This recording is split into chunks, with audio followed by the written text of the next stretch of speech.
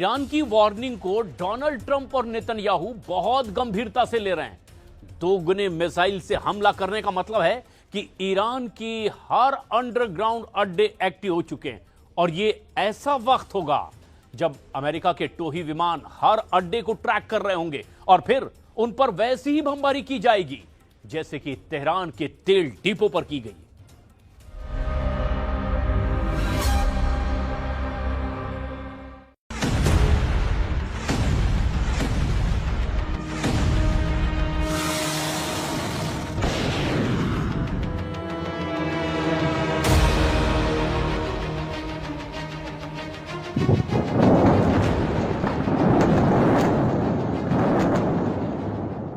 Tehran जितना जलेगा उतना बड़ा इंतकाम लेगा ईरान।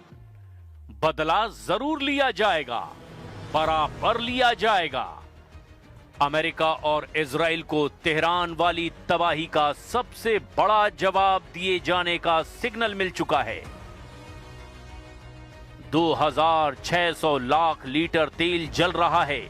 ईरान इसका बदला इजराइल और अमेरिका के 260 अड्डों से लेने जा रहा है। ईरान की बदले की ये आग तभी बुझेगी जब अमेरिका और इजराइल को घुटनों पर लाएगा ईरान। यही मांग अब पूरे देश में उठती जा रही है। ईरान के रेवोल्यूशनरी गार्ड 4 ऑपरेशन शुरू कर चुके हैं। इसमें सबसे बड़ी भूमिका ईरान की कुद्स फोर्स निभाने जा रही है। ईरान के 4 ऑपरेशन में पहला है ईरान का ऑपरेशन अश्केलॉन, दूसरा है ईरान का ऑपरेशन हाइफा और तीसरा है ईरान का ऑपरेशन बाकू और चौथा ऑपरेशन है जेहान।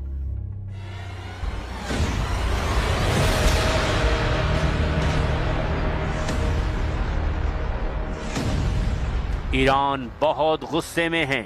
आयतुल्लाह अली खामनी की हत्या और मिनाब में स्कूली छात्राओं पर बम गिराए जाने के बाद ये ईरान पर सबसे बड़ा हमला माना जा रहा है। जलता हुआ तेल डिपो, तेहरान की नालियों में बहता हुआ तेल और उसमें लगी ये भयंकर आग। ईरान की राजधानी ने इससे बड़ी तबाही पहले कभी नहीं देखी। तेल डिपो पर हमला करके अमेरिका और इजराइल ने एक ऐसे युद्ध की शुरुआत कर दी है जिसकी लड़ाई लंबी चलेगी और मरने मारने वाले युद्ध में अब किसी रहम की कोई गुंजाइश नहीं रहेगी। ईरान ने इजराइल का चिकन नेक पकड़ने की तैयारी कर ली है। इजराइल का चिकन नेक है उसकी 1/3 तेल की जरूरत पूरी करने वाली Baku Tbilisi Jehan pipeline. Baku है अजरबैजान की राजधानी, तिब्लिसी है जॉर्जिया की राजधानी और जेहान है तुर्की का बंदरगाह। अजरबैजान का तेल जो कैस्पियन सागर से निकाला जाता है वो 1768 किलोमीटर लंबी पाइपलाइन के जरिए जॉर्जिया होते हुए तुर्की के बंदरगाह जेहान पहुंचता है और यहीं से ये इजराइल तक टैंकर में भरकर पहुंचाया जाता है। ये टैंक जेहान से निकलकर इजराइल के हाइफा और अश्केलॉन पोर्ट तक पहुंचते हैं और इसी तरह इजराइल आयात करता है अजरबैजान का तेल। इजराइल का चिकन नेक यानी उसकी तेल सप्लाई को खत्म करने के लिए ईरान को तुर्की के बंदरगाह को भी निशाना बनाना पड़ेगा और तुर्की को इस बात का एहसास हो गया है। इसीलिए तुर्की के विदेश मंत्री ने ईरान को चेतावनी जारी कर दी है। Sarımızla konuştuk. Dedik bu eğer yolunu kaybetmiş bir füze ise başka bir konu ama bunun devamı gelecekse bir defa mahsus gelir bunun devamı gelecekse ki bizim size tavsiyemiz aman diyeyim dikkat edin böyle bir maceraya İran'da hiç kimse Iran को अब चौतरफा धमकियां मिल रही है और अब तो हमले तेल के बाद उसकी पानी पर भी शुरू हो चुका है। बहरीन के बाद यूएई की तरफ से ईरान के वाटर ट्रीटमेंट प्लांट पर हमला हुआ है, यानी उसकी जमीन से ईरान के पानी को खत्म करने की तैयारी। ईरान में आईआरजीसी यानी रिवोल्यूशनरी गार्ड्स ने कहा कि वो अगले 6 महीने तक युद्ध लगातार लड़ने के लिए तैयार है, जबकि 4 से 6 दिन का ऑपरेशन बताने वाले डोनाल्ड ट्रंप अब इस युद्ध को 6 हफ्ते यानी 1.5 महीने में समेटना चाहते हैं। अब अंदाजा लगाइए कि 6 दिन का ऑपरेशन कैसे 6 हफ्ते और फिर 6 महीने तक लड़ने के लिए तैयार हो चुका है ईरान। और वो बता रहा है कि इस युद्ध को या तो जीतेगा या फिर वो शहीद होने के लिए तैयार है। ईरान का इरादा बता रहा है कि अमेरिका ब्लंडर कर चुका है। पेंटागन पहले ही आगाह कर चुका था। अब एहसास हो रहा है ईरान का युद्ध लड़ने के लिए तैयारी सही नहीं की है, या तो उसे गुमराह किया गया है या फिर इजराइल के कहने पर वो इतने जोश में आ गए कि अमेरिका की सेना को राइफल बिना लोड किए हुए युद्ध में उतरने के लिए मजबूर कर दिया गया। क्योंकि अब ईरान ने बदला लेने के लिए सबसे खतरनाक ऑर्डर जारी करने की शुरुआत कर दी है। तेल डिपो को जलाने के बाद तेहरान का आसमान देखिए, काले बादल छाए हैं। ये ईरान के पर्यावरण के लिए बहुत बड़ी त्रासदी मानी जा रही है और इस हमले की टाइमिंग पर भी सवाल खड़े हो रहे हैं। ईरान में बारिश का पूर्वानुमान था और उससे पहले अब ये काले बादल बता रहे हैं कि ईरान पर अब तेजाबी बारिश का साया मंडरा रहा है। तेहरान के शहरान तेल डिपो पर हुए हमले में 2600 लाख लीटर यानी कि 26 करोड़ लीटर से ज्यादा तेल जला है। इतनी आग, इतना धुआं, ये ईरान में तेजाबी बारिश की वजह बन चुके हैं।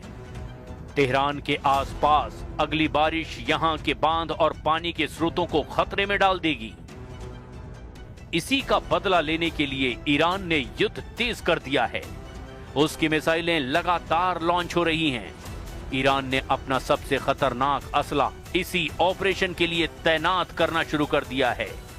तेहरान के तेल डिपो उड़ा करके नेतन्याहू और डोनाल्ड ट्रंप ने ईरान के ऐसे ठिकानों को उड़ा डाला है जिसकी वार्निंग ईरान लगातार दे रहा था।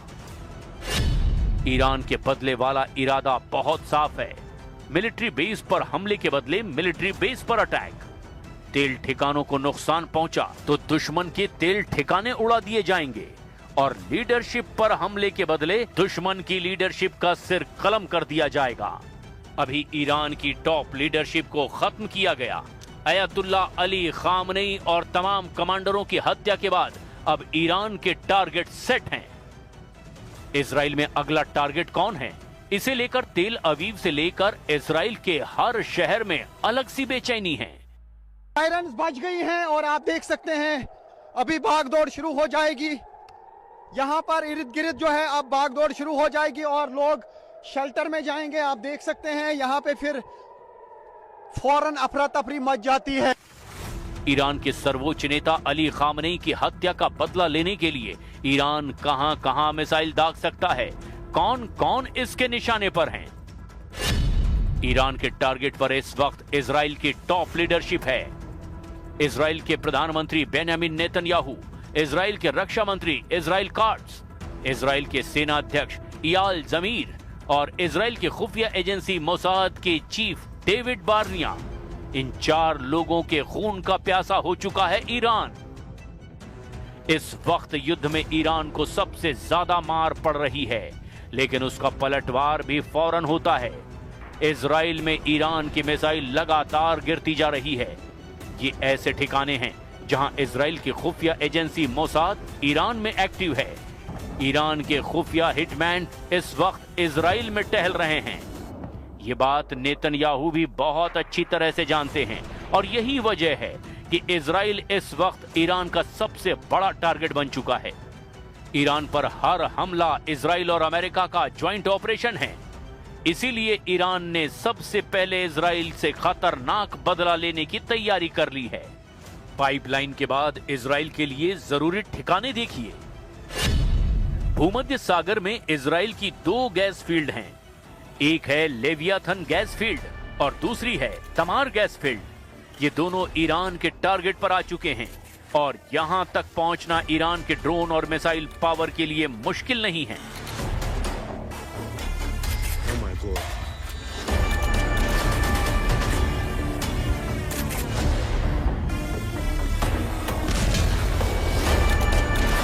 भूमध्य सागर में इजराइल के तेल ठिकाने ईरान से 1500 से 2000 किलोमीटर के फासले पर हैं। यहां तक ईरान की मिसाइल आराम से पहुंच सकती है और उनके ड्रोन भी इन टारगेट्स को उड़ा सकते हैं। ईरान के कामिकाज़े ड्रोन शाहिद 136 और RH-2 ड्रोन की रेंज 2000 किलोमीटर तक है और ईरान इनका इस्तेमाल तेज करना चाहता है और जल्द ही इन हथियारों से पश्चिम एशिया और कई दूसरे इलाकों में बड़े हमले देखने को भी मिल सकते हैं।